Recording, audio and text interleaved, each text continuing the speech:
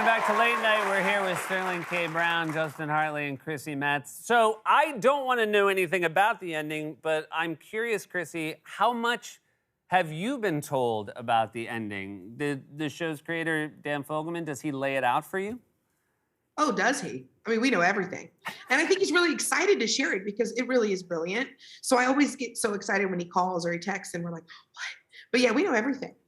Now, do you know, I guess, so Sterling, does everyone know everything about all the characters, or do you know secrets that your other castmates don't know about how your character ends things? I may know some things that other folks don't know. I used to go into the writer's room all the time. It was one of my favorite things, just to listen to them make the sausage. And I'd be fully invested. Like, I think I knew about the divorce before Chrissy did. And then I remember talking to her when she found out, and she was just crushed. Nobody ever wants to hear about their divorce from a third party. Exactly. Exactly. Yeah, I know. I ask Dan as much as I possibly can and sit in the writer's room, listen to them come up with everyone's storylines, and the detail that they have for everybody has been second to none from the beginning.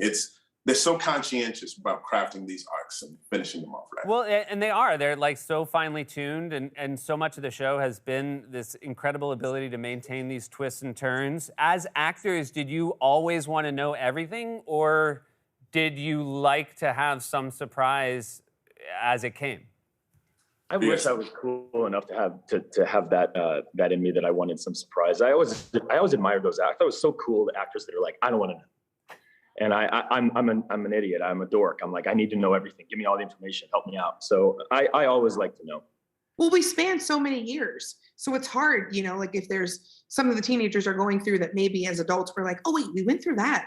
Oh, that forms something else completely when we're doing, our stuff. So I like to know. I'd like to know. I also think that, like, if you're doing a play or a movie, you get to know the beginning, middle, and end from the beginning. So why not, if you have the opportunity in a TV show, to have a similar sort of like information from the beginning? Yeah. And now, Justin, do you ever have family, friends try to get it out of you before it's going to air?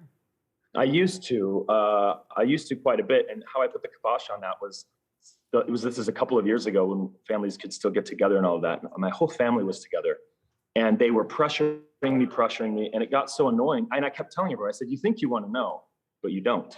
And they're like, no, tell me. So I told them. I crushed it. I just ruined the whole entire thing. I told them the entire thing. And I said, and now, you can choose to watch it or not, but now you know what's going to happen. Don't ever ask me again. And so they've stopped. They've stopped asking me. They're afraid that I might actually say something. Now, again, we've talked about, and Sterling, you mentioned, you want to get out while the getting's good, while people still love the show, but you also appreciate how important it is, especially with a show like this that has marveled with its plot over the years, to nail the landing. Have you talked to Dan about the importance of getting the landing right? Oh, bro, I have. Listen, one of my favorite shows of all time, until it ended, Seth, was a show called Game of Thrones. Oh, no. And listen to me now, because I've seen you talk about Game of Thrones a lot. You will go back and watch it from the beginning in preparation for the next season, right? Yeah. During the pandemic, I had no desire to watch it. And that made me sad, because I loved that flipping show, but they didn't stick the landing. And so when I watched it. There are like 10 different prequels of that show right now that you could be cast in, and I don't want you to blow this. Listen, I know Dan Dave. I appreciate that. And they know I've said it enough. I think they know. It just wasn't quite right. And so I watched the finale and I said, Dan, we got to do better than this. And he texted back, we will. And I was like, okay, good. Does that mean that you're promising me that the finale of This Is Us doesn't end with Bran being king? I'm promising you that. I'm promising you that the twins don't die together with a building falling down on top of them. I would be nice. If there was a Game of Thrones crossovers, I think that'd be really nice. And I know you've written the scripts and everything's done, but I think you guys should try to do that. Let's do it. Right. Hey, you guys, congratulations. It's so hard to do a network show at the level that you've done it for so many years. And I really do hope I see you next time in person. Thank you for being here. Thank you. Thanks for having us, man.